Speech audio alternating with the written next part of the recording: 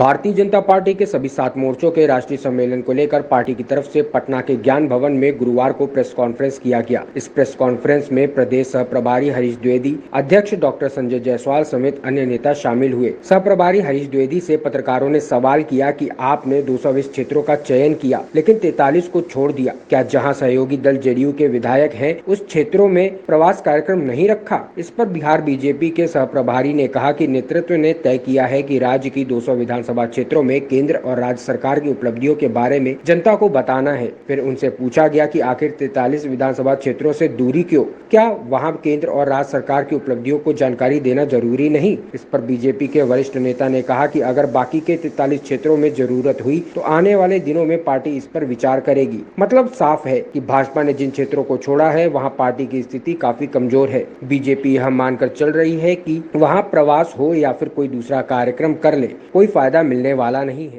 Party के राष्ट्रीय मंत्री और हमारे बिहार के सह प्रभारी माननीय हरीश द्विवेदी जी, यहाँ उपस्थित हमारे राष्ट्रीय प्रवक्ता सह मीडिया प्रभारी और माननीय विधान पार्षद श्री संजय मयूख जी, माननीय राजीव रंजन जी, माननीय राजेश वर्मा जी, माननीय अरविंद जी, विवेकानंद पासवान जी, हमारे कोषाध्यक्ष विधान पार्षद श्री दिलीप जायसवाल जी, विधान पार्षद अनिल शर्मा जी, यहाँ उपस्थित अन्य कार्यकर्ता बंधुओं और सभी हमारे प्रेस के साथियों, आज 2 दिवसीय क्षेत्रों का दौरा जो हमारे राष्ट्रीय कार्यकारिणी के सदस्य आए हैं उनके द्वारा शुरू हो गया।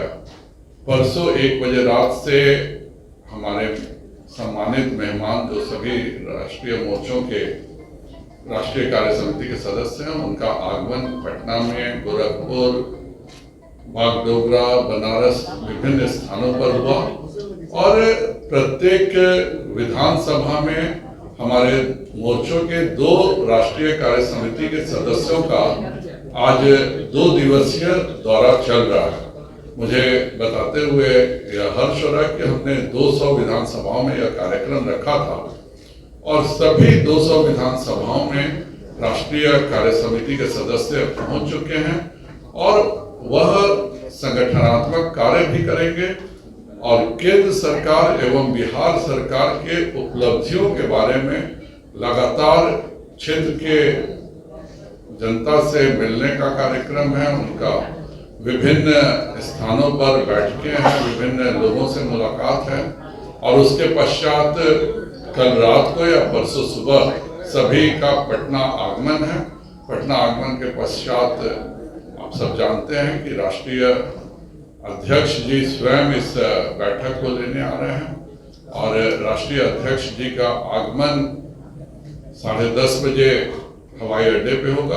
11 बजे वह हवाई अड्डे से निकलेंगे। सबसे पहले हाईकोर्ट के पास जो बाबा साहब भीमराव अंबेडकर जी की मूर्ति है उनको पुष्पांजलि अर्पित करेंगे और वहां से राष्ट्रीय अध्यक्ष जी का रोड शो शुरू होगा और यह रोड शो जेपी गोलंबर पर गांधी मैदान पर जाकर समाप्त होगा।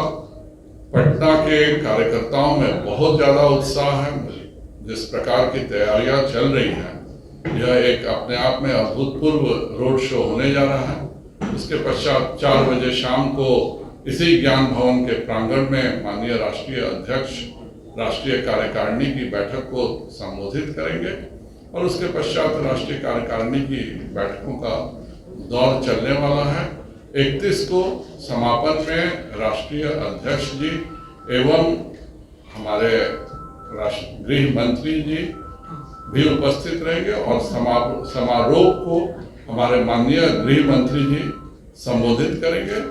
उसके पश्चात पहली बार भारतीय जनता पार्टी में यह भी प्रयोग हो रहा है कि चूंकि हमारे देश से सभी राज्यों से राष्ट्रीय कार्य समिति के सदस्य आ रहे हैं तो जो दूसरे राज्यों के नागरिक बिहार में रहते हैं उनके साथ भी एक उनकी अनौपचारिक मुलाकात होगी, जहाँ पे यहाँ पर रहने वाले हमारे बिहार भारत के विभिन्न राज्यों के लोग जो रहते हैं उनके साथ राष्ट्रीय कार्य समिति के सदस्यों के साथ उनकी बैठक है शाम को 6 बजे से 8 बजे के बीच में, और एक तरह से उसके बाद कार्यक्रम समाप्त होगा। रात को 10 बजे माननीय राष्ट्रीय अध्यक्ष जी और माननीय गृह मंत्री जी वापस दिल्ली लौट जाएंगे। कार्यक्रम किया जा रहा है राष्ट्रीय स्तर पर, इस तरह का कार्यकारिणी की बैठक की जा रही है। बिहार को क्यों चुना गया है? क्या बिहार में 200 विधानसभाओं को आप लोगों ने टारगेट किया है? क्या विधानसभा की तैयारी चल रही है या फिर आपने मेरा पूरा बात नहीं सुना। राष्ट्रीय कार्य समिति के जितने भी हमारे सम्मानीय सदस्य आ रहे हैं वह सभी विधानसभाओं में जा रहे हैं, 200 विधानसभाओं में, और वहां पर केंद्र सरकार की उपलब्धियों एवं राज्य सरकार की उपलब्धियों के बारे में जनता के साथ चर्चा करेंगे, संगठन की बैठक लेंगे और उसके पश्चात यहाँ पर लौट आएंगे। यहाँ कोई भी जो केंद्रीय कार्य समिति के सदस्य आ रहे हैं वह केंद्र सरकार और राज्य सरकार दोनों की चर्चा जनता के साथ अपने उपलब्धियों के करने जा रहे हैं। यहाँ हमारी एनडीए की गठबंधन सरकार केंद्र में भी है और राज्य में भी है, और जो भी राष्ट्रीय कार्य समिति के सदस्य आ रहे हैं वो दोनों के उपलब्धियों की चर्चा करने आ रहे हैं। सर, इसको लोकसभा चुनाव का शंखनाद माना जाए क्या? सर, बिहार में सूखा है और जिस तरह से आप लोग उत्सव मना रहे हैं ये कहां तक जायज है? 750 लोगों की एक बैठक हो रही है और आपको अगर यह उत्सव लग रहा है तो मुझे कुछ नहीं कहना है। उत्सव का अर्थ होता है उत्सव सेलिब्रेशन। यह एक बैठक है और बैठक लगातार चलने वाली प्रक्रिया है। इससे आगे जो हमारे समय में क्या कार्य करने हैं राष्ट्र विभिन्न मोर्चों को, उसको तय करना होता है और वही तय होने जा रहा है। चलिए, अधीर रंजन चौधरी ने आज एक बड़ा अजीब सा बयान दिया है मैडम प्रेसिडेंट के बारे में, इसमें कुछ कहना चाहेंगे? कांग्रेस की आदत जो है वह हर उस व्यक्ति को बेइज्जत करने की है जो अपने दम पर जमीन से उठकर सर्वोच्च शिखर पर पहुंचा हो। हमारे माननीय प्रधानमंत्री जी के बारे में लगातार अनर्गल टिप्पणियां करना कांग्रेस का चरित्र रहा है, लेकिन राष्ट्रपति का पद किसी दल का पद नहीं होता है। यह एक सर्वोच्च संवैधानिक पद है और राष्ट्रपति के बारे में किसी भी प्रकार की टिप्पणी करना भारत का अपमान है। दिक्कत यह है कि जिस पार्टी का नेतृत्व किसी ऐसे व्यक्ति के हाथ में रह रहा है जो कि विदेश से आकर भारत में बसा है, तो वही इस तरह के कार्य को पार्टी अंजाम देती है।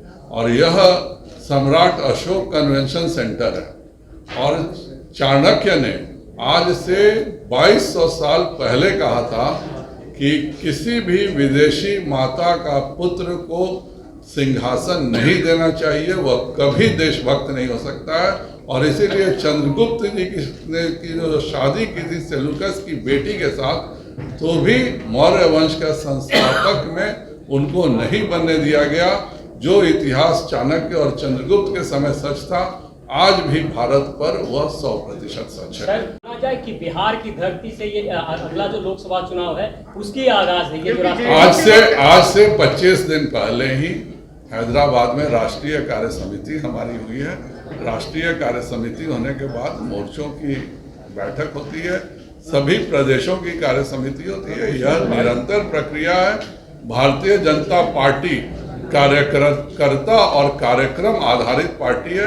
हम 5 वर्ष लगातार कार्यक्रम करके अपने कार्यकर्ताओं को वर्तमान स्थितियों से और वर्तमान समय से रूबरू करते हैं। अब मैं अनुरोध करूंगा माननीय राष्ट्रीय मंत्री और बिहार के सह प्रभारी जी से कि वो आप सबको संबोधित करें। इंचार्ज संजय मयूर जी, राजीव रंजन सिंह जी सहित भारतीय जनता पार्टी के सभी सम्मानित वरिष्ठ नेतागण, यहाँ उपस्थित बिहार प्रदेश के और पटना के सभी सम्मानित इलेक्ट्रॉनिक मीडिया के, प्रिंट मीडिया के, यूट्यूब चैनल के सभी मित्रगण, अभी हमारे अध्यक्ष जी ने राष्ट्रीय कार्यकारिणी की बैठक के बारे में विस्तार से बताया है और ये हम सबका सौभाग्य है कि भारतीय जनता पार्टी के शीर्ष नेतृत्व ने राष्ट्रीय कार्यकारिणी की संयुक्त बैठक जो पहली बार शुरू हुआ है उसको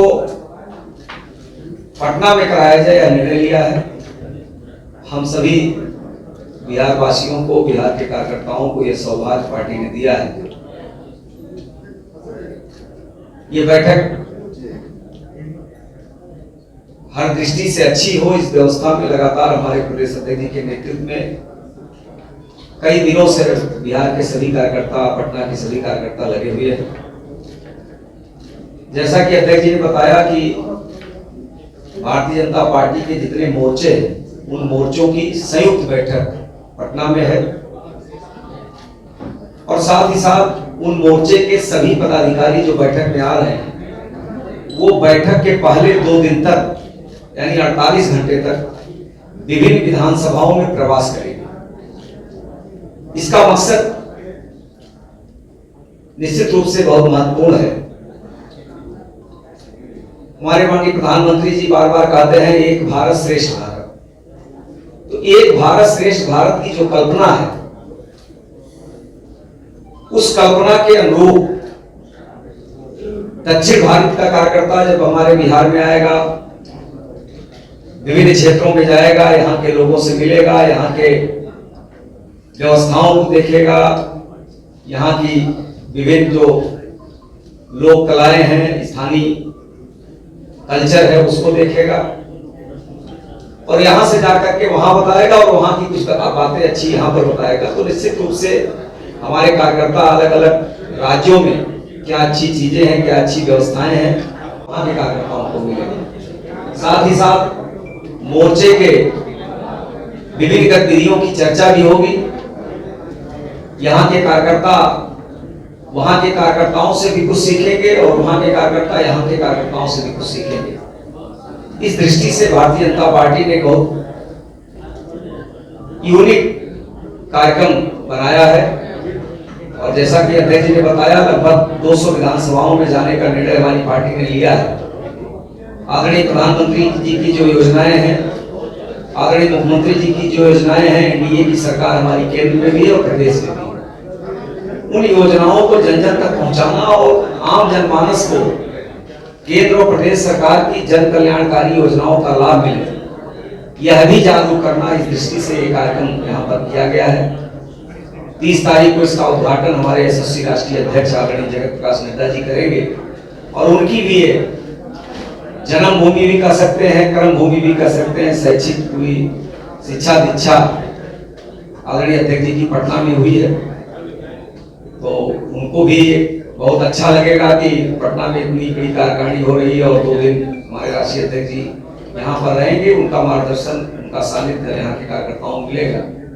31 तारीख को हमारे देश के गृह मंत्री पूर्व राष्ट्रीय अध्यक्ष आदरणीय अमित शाह जी समापन सत्र को संबोधित करेंगे। रोड शो के बारे में आदरणीय अध्यक्ष जी ने बताया ही, गृह मंत्री जी का स्वागत भी हम लोग करेंगे। तो ये मोटा मोटी ये कार्यक्रम है। इस कार्यक्रम के माध्यम से तमाम ऐसी समस्याएं भी जो विभिन्न क्षेत्रों की होंगी, उन समस्याओं की जानकारी भी पार्टी के स्तर पर भी होगा और पार्टी के स्तर पर होगा तो स्वाभाविक रूप से केंद्र सरकार की समस्या हो या प्रदेश सरकार की समस्या, उन समस्याओं के समाधान के लिए हमारा शीर्ष नेतृत्व प्रयास करेगा। अभी हमारे एक मित्र ने पूछा कि बिहार में सूखा आया है और ऐसे समय पर एक कार्यक्रम हो रहा है, तो बैठक हो रही है और बैठक में भी हम लगातार माननीय प्रधानमंत्री जी के नेतृत्व में केंद्र की सरकार और हमारी पार्टी लगातार ये प्रयास करती है कि विभिन्न क्षेत्रों में जो समस्याएं हैं, चाहे वो गांव हो, गरीब हो, किसान हो, मजदूर हो, नौजवान हो, माताएं हो, बहनें हो, उन समस्याओं का समाधान किया जाए और साथ ही साथ हर तबके को बराबर सम्मान दिया जाए। और आपने एक आदिवासी महिला, गरीब महिला को हमारी पार्टी ने प्रत्याशी बनाया, एनडीए की प्रत्याशी बनी और प्रचंड बहुमत के साथ उनको विजयश्री मिली। तो निश्चित रूप से हमारी सरकार गांव के विकास के लिए, गरीब के विकास के लिए लगातार प्रयास कर रही है और इस बैठक के माध्यम से भी कुछ ऐसी योजना हमारी पार्टी बनाएगी जिससे बिहार को और कैसे विभिन्न क्षेत्रों में आगे बढ़ने का अवसर मिल सकता है, उस दिशा में भी हमारी पार्टी प्रयास करेगी और हमारी सरकार भी प्रयास करेगी। इतना ही मुझे निवेदन करना था। अगर कुछ पूछना हो तो सवाल है कि आप लोग 200 विधानसभा क्षेत्रों में जा रहे हैं, तो बाकी का जो 43 क्षेत्र है, क्या जो जेडीयू जहाँ से विधायक है, जेडीयू जहाँ से विधायक, क्या उस सीट को आप लोगों ने छोड़ दिया है? नहीं, देखिए, अध्यक्ष जी ने भी कहा और मैंने भी कहा कि इस प्रवास का जो मकसद है केंद्र और प्रदेश सरकार की विभिन्न जन कल्याणकारी योजनाओं को जन जन तक पहुंचाना। तो हमने 200 तय किया है, आगे आवश्यकता पड़ेगी और जाएंगे। और एक मिनट सुन लीजिए, मैं बता रहा हूं, आगे पार्टी योजना बनाएगी तो वहां भी जाना होगा, जाएंगे।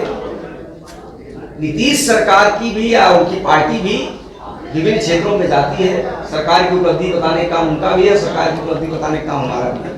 हमारा मकसद है कि जो भी केंद्र की योजनाएं हैं और प्रदेश की योजनाएं हैं, उन योजनाओं का लाभ आम जनमानस को मिले, इसके लिए हम जागरूकता भी करेंगे, उन योजनाओं की जानकारी भी देंगे और उसका लाभ मिलेगा। निश्चित रूप से हमारी एनडीए की सरकार केंद्र और प्रदेश दोनों में है। आने वाले समय में भी एनडीए के नेतृत्व में हमारी पार्टी चुनाव लड़ेगी और प्रचंड बहुमत के साथ केंद्र में हमारी सरकार बनेगी। एक सवाल मैंने बताया कि 200 हमने चिन्हित किया है, आने वाले समय में आवश्यकता पड़ेगी तो 43 सीटों पर भी पार्टी कार्यक्रम बनाएगी। उसके लिए अलग नहीं, अलग तरीके नहीं हो सकते हैं, तरीका यही होगा, आवश्यकता पड़ने पर बिना मुआवजे देंगे। नहीं, आवश्यकता महसूस हुई, हमने 200 का चयन किया। पार्टी की अपनी रणनीति होती है, उस रणनीति में हम 200 चयन किए, आगे हम 43 और चयन करेंगे। लेकिन आप ये कह रहे हैं, आप ये कह रहे हैं योजना बताने जा रही है केंद्र और राज्य मुख्यमंत्री जी जैसे कि राष्ट्रपति जी के कार्यक्रम में शामिल नहीं हुए, जेपी नड्डा जी आ रहे हैं, अचानक मुख्यमंत्री जी को कोरोना हो जाना है, ये नहीं लग रहा है कि बीजेपी से छुट्टी मना? नहीं, देखिए, अगर कोरोना की बीमारी ऐसी बीमारी है वो किसी आपको को प्लान करके होगा। मैं आज यहाँ तैयारी कर रहा हूँ, कोरोना मुझे हो जाएगा तो हमारी पार्टी कहेगी अब आप आराम करिए, तो आप कहिए कि हरीश जी आप तैयारी करा रहे थे और कोरोना में आप दिखाई नहीं पड़ रहे हैं। तो कोरोना की बीमारी किसी को, आपको, हमको, किसी को हो सकती है, उस पर कोई टिप्पणी नहीं करना। चलिए। 2 दिन तक बड़े नेता बिहार का दौरा करेंगे, राष्ट्रीय अध्यक्ष अमित शाह जी जा रहे हैं, क्या जदयू के लोगों से कोई मुलाकात हुई है क्या? नहीं, जदयू के लोगों से माननीय मुख्यमंत्री जी को कोरोना हुआ है, अगर उनका समाप्त हो जाएगा और ठीक हो जाएंगे तो निश्चित रूप से हमारे राष्ट्रीय अध्यक्ष और हमारे पार्टी लोग मिलेंगे। समय लिया हुआ है, लेकिन अगर सर ये बताइए कि आप बोल रहे हैं कि नेतृत्व जो होगा 2024 या 25 में साथ में चुनाव लड़ेंगे, लेकिन उपेंद्र कुशवाहा है वो कह रहे हैं कि गठबंधन की कोई गारंटी नहीं है, आप गारंटी ले रहे हैं? देखिए, नीतीश जी के नेतृत्व में एनडीए की सरकार यहाँ पर चल रही है। हमारी सरकार जनहित के लिए बहुत अच्छा काम कर रही है। उनके कौन नेता क्या कहते हैं इस पर मुझे कोई टिप्पणी नहीं करनी है, वो उपेंद्र कुशवाहा संसदीय वही देंगे। धन्यवाद। अगर आपको हमारा वीडियो पसंद आया हो तो इसे लाइक करें, सब्सक्राइब करें और साथ ही बेल आइकन दबाना ना भूलें।